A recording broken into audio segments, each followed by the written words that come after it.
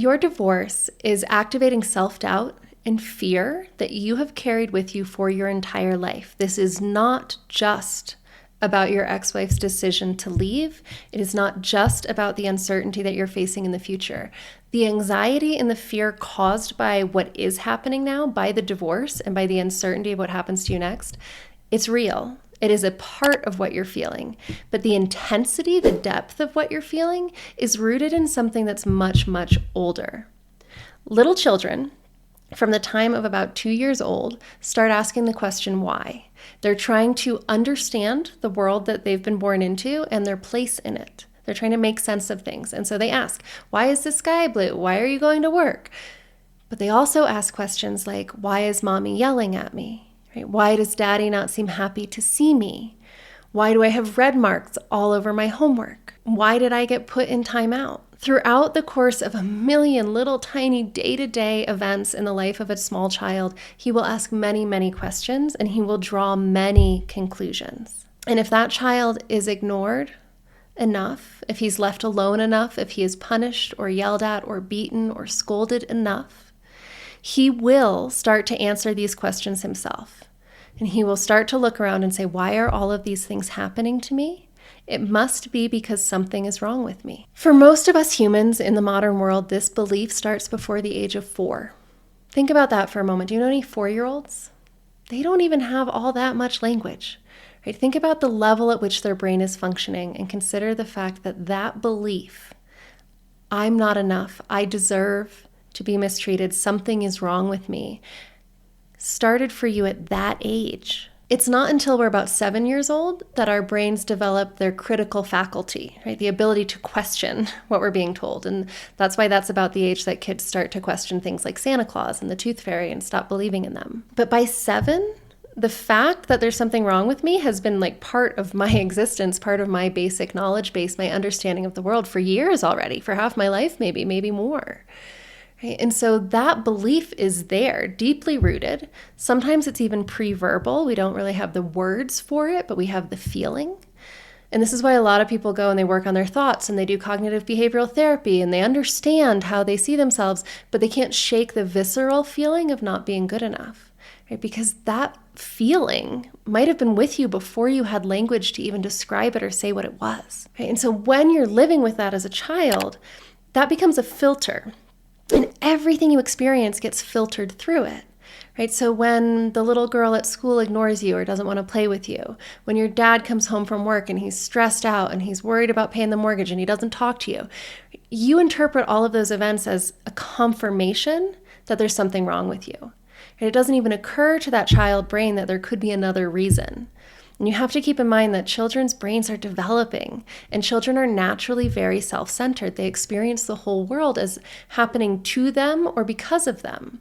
It's not until later in our teen years that we start to be able to really step back and understand other people's experience in a concrete way, that we can really walk in someone else's shoes. So you have this filter of there's something wrong with me. And most things seem like they're happening to you or because of you. And so now it all gets filtered through that. And so all of these unrelated events, right? Your dad, it's not about you. Your dad might love you very, very much. He just got let go from his job and he's worried about how he's going to pay the bills. But your child brain says, there's something wrong with me and that's why my dad's not interested. And every rejection from a girl, every rejection from a friend, from a job, gets filtered through that lens. And instead of looking for alternate explanations or really trying to understand why, we just assume it's because they're seeing what we already know, which is that there's something wrong with you. If you have kids and you look at them, you can see that there's nothing wrong with them. They're just children. They're good.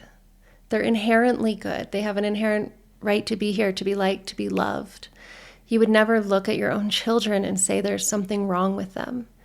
And yet that might have been what you learned. Unconsciously, subconsciously, no one meant to teach it to you, but it may very well be the interpretation, the lesson you learned. But the truth is you were just as good and lovable a child as your own children are. And your whole life you have been filtering events through that lens of there's something wrong with me. Did you make mistakes in your marriage? Yes, of course you did. Everybody does. Are there things that you can look at and learn from so that you don't repeat them in future relationships? Absolutely. That's what life is. Life is one giant learning experience for all of us. But those mistakes are not who you are, and they don't mean that there is something wrong with you. You are a human being with a big, beautiful human brain that is capable of observation and learning and growth and healing and change.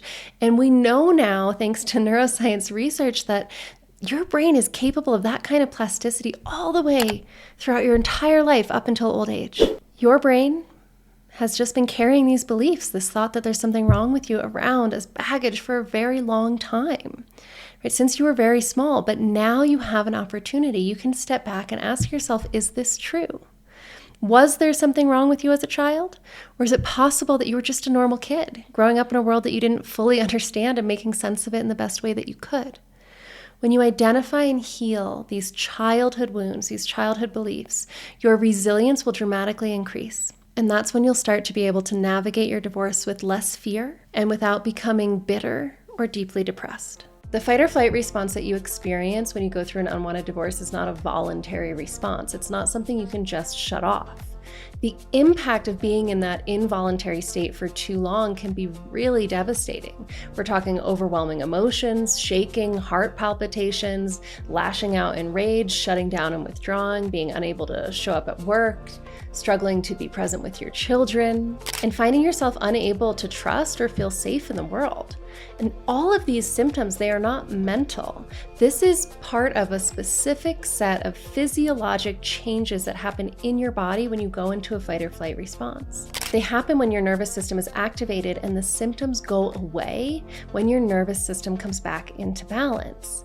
If you want to get off the emotional roller coaster, if you want to stop the intrusive and ruminating thoughts so that you can be really present with your kids, still be successful in your career, make sound legal decisions, and really be capable of moving forward from the separation or divorce, it is essential that you learn to effectively regulate your nervous system. And that's exactly what I'll teach you how to do inside my free masterclass. So just type masterclass into the comments below this video, and I will send you this free tutorial on effective nervous system regulation.